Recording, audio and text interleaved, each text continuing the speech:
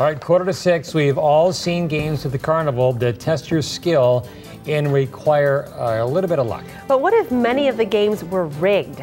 Coming up, CBS News digs into carnival cons. Coming up in just a few minutes, Hattie will have your forecast and Rob will join us with the latest in news. In our next hour, we will take a look at how some teens are making the most of a slumping job market. It'll be sunny and pleasant. Hattie will have those details coming up next. And later in Health Watch, why survival rates may differ between genders. We'll be right back.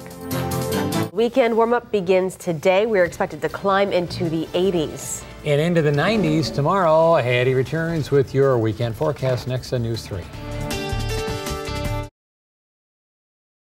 Well, the lives of 3 children who died at the hands of violence last week in Madison were remembered last night at a small vigil. About 50 people came together to pray, reflect, and mourn the loss of Kamari and Kevin MacArthur and Luis Vasquez. Outside the East Madison Community Center, candles were lit and balloons released. The MacArthur boys' father did not want to be interviewed, but said he is holding together with prayer and reflection. You know, kind of angry almost, like what we could have done as a community maybe, and just so senseless, especially just happening all at once like it did. No one has been charged in the deaths of the MacArthur boys, though police are questioning a suspect. Maria Castillo Dominguez has been charged with first-degree reckless homicide in connection with the death of her son. News 3's Mark Lovicott has more on the detailed court documents where she allegedly admitted to throwing her 3-year-old son against a wall. Dale Wisconsin versus Maria Castillo Dominguez, first-degree reckless homicide. A visibly upset and frightened Madison mother accused of doing the unthinkable. Maria Castillo Dominguez charged with homicide after allegedly throwing her 3-year-old son against a wall. According to a criminal complaint, the boy, identified as LAV, was taken to the hospital on the evening of June 30th with subdural hematoma, or brain swelling. Emergency surgery was performed to reduce the pressure. Doctors indicated they noticed bruising on the boy's left arm and left leg, under his chin, and on his left hip. Even more disturbing, doctors noticed more than 3 dozen hemorrhages in each of the boy's eyes, indicative of abuse. When questioned by hospital staff, Castillo Dominguez originally said the boy had fallen from a swing weeks earlier, but later, when confronted by police, she said she didn't throw him, that she'd only hit him on his head, unsure of how hard. She changed her story once again, saying she did throw the toddler against a wall and he was crying. She says the boy had grabbed some Chiclets gum and she told him not to eat it. She says she grabbed the gum and pushed him against the wall hard. Later that night, she noticed her son sweating and that he, quote, looked different. He also started vomiting and wanted to go to sleep. Castillo Dominguez says she kept him awake and noticed he was turning purple. Later that night, she took the boy to the ER. He died 3 days later. Mark Lovicott for News 3 this morning.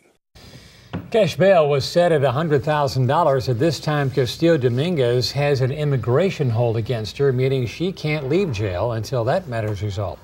She's due back in court for a preliminary hearing on July 20th. A Madison man is hailed as a good Samaritan after putting a headlock on a robbery suspect. Madison police say Michael Crawford stole items from a Walgreens on Cottage Grove Road yesterday when another customer spotted him. The customer grabbed Crawford as he was leaving the store and held him to the ground until police arrived. The 35-year-old Good Samaritan was able to hang on despite getting clawed and scratched in the face. Crawford faces battery and retail theft charges. And we have new information about the deputies involved in Tuesday's Roadstar Inn shooting. The 3 veteran sheriff deputies are on leave during the investigation. Authorities say Jeffrey Hurling, who was drunk at the time, fired shots outside his room at the Roadstar near Madison's west side. Deputies returned fire, hitting Hurling several times. He's recovering.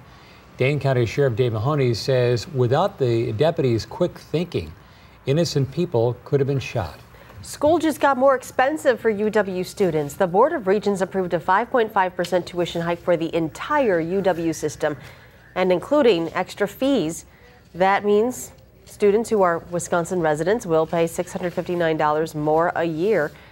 The increase amounts to $37.5 million, money that the UW system president says it desperately needs. Time when our citizens want more access to higher education and are voting to that effect with their feet. Our enrollment, after all, is the highest it's ever been at 182,000. Right at that same time, our budgets are being cut. The university is trying to meet a $250 million budget shortfall, and this is the 5th straight year of tuition increases. And the Madison School District has resolved a dispute over educating students who've been expelled.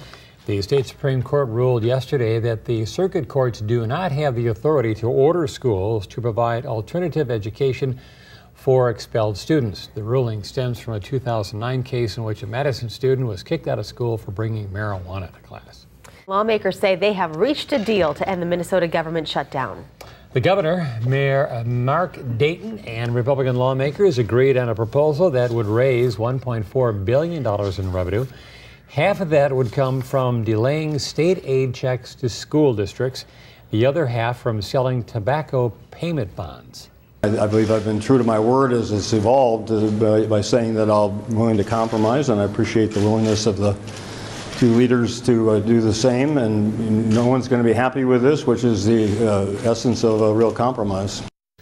The deal will raise $1.4 billion in new revenue. The deal ends a 2-week shutdown, the longest in recent history. On Capitol Hill, lawmakers are pointing fingers, blaming each other for the debt stalemate. President Obama called leading lawmakers back to the White House yesterday. They're trying to cut a deal that would raise the debt ceiling and cut federal spending. Democrats want to tie in some tax increases, but Republicans are refusing to consider that. Federal Reserve Chairman Ben Bernanke warns it will be a self-inflicted wound if lawmakers do not cut a deal. In almost every area where people have pocketbook concerns, jobs, interest rates, credit, availability of government payments, benefits, all those things would be affected in relatively short order. With the August 2nd deadline looming, Moody's rating service warns it's putting America's bond rating under review for a downgrade. Now, if that happens, rates would jump for mortgages, car loans, and other debts, and the talks could drag on through the weekend. The state of Wisconsin is split when it comes to its view of President Obama. A new poll shows 50% of Wisconsinites approve of the president's job performance. 44% do not approve. The UW-Madison's Badger poll was taken earlier this month, polling 556 random residents.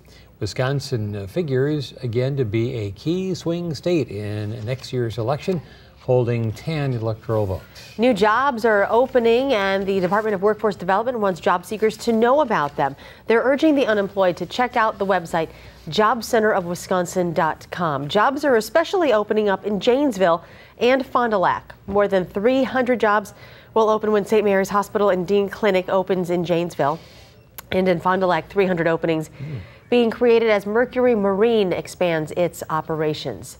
The Wisconsin Better Business Bureau has been inundated with complaints about a Fort Atkinson-based business. Customers at Furniture Deals and Steels say they're getting ripped off ordering furniture nearly 6 months ago that has yet to be delivered. The locked doors in the empty parking lot of Madison's East Side store are reportedly a familiar sight all over the state. According to the Better Business Bureau, during the last few days, the number of complaints against the furniture store jumped from 36 to 81. Customers are quite worried about having made cash deposits or credit card deposits reaching back as far as February and having non-delivery of furniture. The Better Business Bureau offers 2 pieces of advice. If you made a deposit on a credit card, call your card company and see if you can cancel the transaction. They also suggest filing a complaint immediately. They plan to submit those complaints to the state. Facing the largest blood shortage in 12 years, the Red Cross says more people donated yesterday. They say the reason for the hike in donations came after a story we shared with you on News 3 at 10. The goal for the day was about 68 units, but the organization collected 108 units. That's 40 more than expected. You can find out where to give in the Red Links section of channel3000.com. The Dane County Humane Society received $15,000 donated from the Great Dane Pub after it took in 15 Great Danes from Greene County. But those dogs are putting a strain on the organization's resources, and it's looking for more volunteers. The people of the Humane Society say there's not as much space for dogs up for adoption. The Great Danes are not up for adoption right now, as the case against the owners is being decided in court. Humane Society is said to be close to hitting its maximum capacity. We're actually putting a plea out to the community if there is somebody that is willing to come in even once or twice a week in the mornings to help us with our daily cleaning. That's where we need the help right now. If you would like to help and are 18 and older, you can call the Humane Society. There is a number, 838-0413, extension 119. The Humane Society also needs bleach and non-slip rugs if you'd like to donate that stuff.